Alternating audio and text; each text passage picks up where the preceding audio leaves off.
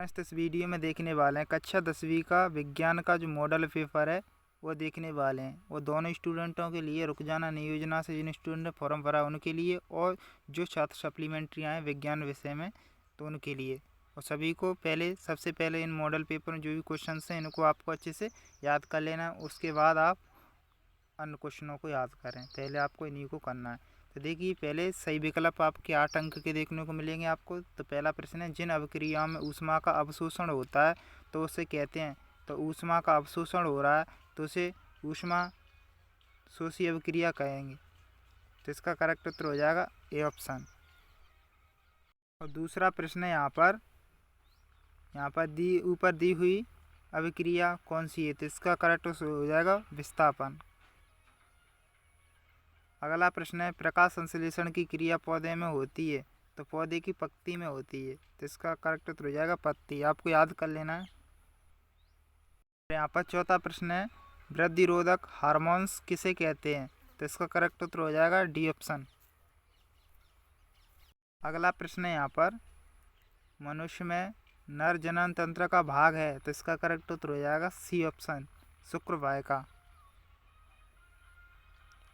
अगला प्रश्न है, किसी बिंब का आवतन दर्पण द्वारा प्रतिबिंब आभासी सीधा बिंब से बड़ा पाया गया तो वस्तु की स्थिति होनी चाहिए। तो इसका करेक्ट उत्तर हो जाएगा डी ऑप्शन। और अगला प्रश्न है, रेटिना पर बना प्रतिबिंब काफ़ी इंपॉर्टेंट, इसे आपको अच्छे से याद कर लेना, वास्तविक और उल्टा होता है। तो इसका सी ऑप्शन हो जाएगा। और अगला प्रश्न है, विद्युत धारा उत्पन्न करने की युक्ति है। तो इसका जनित्र कहते हैं, जनित्र।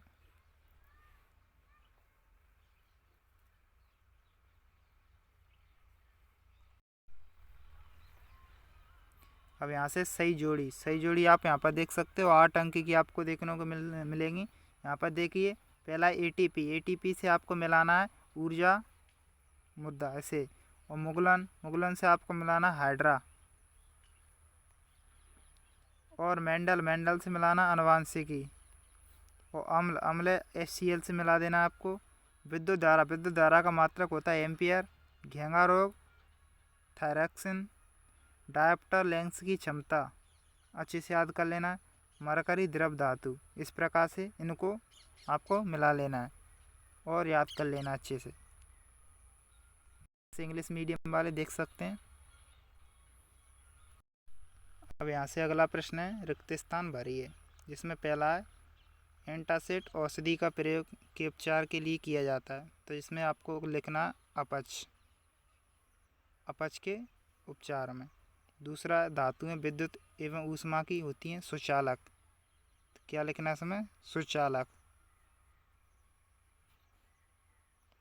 अगला यहाँ पर, अंडाशय से का निर्माण होता है तो अंडाणुओं का निर्माण होता है। इसमें क्या आएगा, अंडाणु।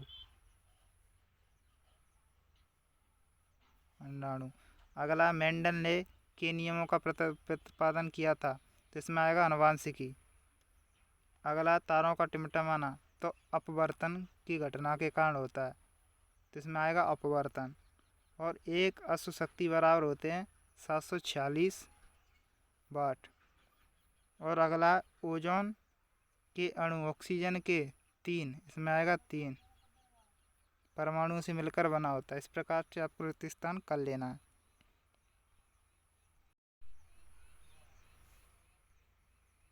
यहाँ पर है एक वाक्य में उत्तर, इसमें तन्यता क्या है इसको आपको याद कर लेना है।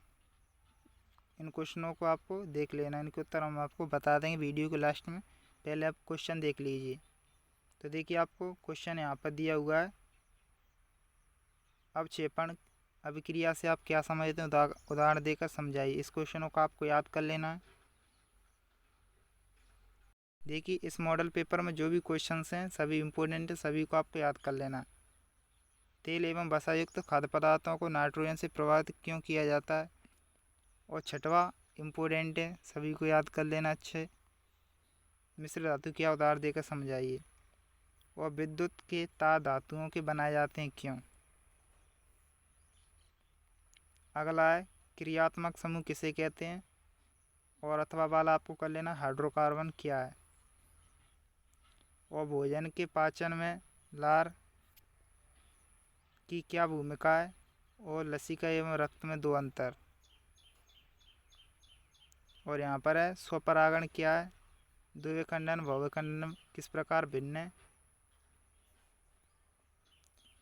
और एलील की परिभाषा, मेंडल के प्रयोग द्वारा कैसे पता चला कि लक्षण प्रभावी अथवा अप्रभावी होते हैं। किसी लेंस की एक डायोप्टर क्षमता को परिभाषित कीजिए। अगला प्रश्न है अपवर्तनांक से आप क्या समझते हैं, इसे आपको याद कर लेना है। दाढ़ी बनाने के लिए अवतल दर्पण ही प्रयुक्त या उपयुक्त होता है, कारण क्या है। अवतल दर्पण की मुख्य फोकस दूरी को परिभाषित करना है। फोकस को व्यय किसे कहते हैं, इसका ऐसा ही मात्रक, और ओम का नियम, फ्लेमिंग के बाएं हाथ के नियम, और विद्युत फ्यूज क्या है और इसका उपयोग, दिष्ट धारा एवं प्रत्यावर्ती धारा में अंतर, इम्पोर्टेंट अच्छा है, विद्युत चुम्बकीय प्रेरण किसे कहते हैं। अगला है ग्लोबल वार्मिंग के दो कारण और ओजोन परत क्या है, यह क्यों क्षीण हो रही है। अगला प्रश्न है यहाँ पर ऊष्माक्षेपी एवं ऊष्मा शोषी अभिक्रिया में अंतर, और अभिक्रिया की दर को प्रभावित करने वाले तीन कारक, तंत्रिका कोशिका का नामांकित चित्र और प्रतिवर्ती क्रिया का रेखा चित्र। स्वच्छ आकाश नीला क्यों दिखाई देता है, हमें वर्षा होने के पश्चात ही आकाश में इंद्रधनुष दिखाई देते हैं, क्यों। धोने के सोडे एवं बेकिंग सोडे के दो उपयोग आपको याद कर लेने। जिप्सम क्या है, इसे अच्छे से याद कर लेना आपको जिप्सम वाले क्वेश्चन को। किन्हीं चार एल्कोहल के सूत्र और IUPAC नाम लिखकर संरचना बनाइए। अगला प्रश्न है यहाँ पर हाइड्रोजनीकरण क्या है और इसका औद्योगिक अनुप्रयोग लिखिए। और 22वां प्रश्न है मनुष्य के उत्सर्जन तंत्र का नामांकित चित्र बनाइए, और इसके अथवा में मनुष्य के पाचन तंत्र का नामांकित चित्र बनाइए।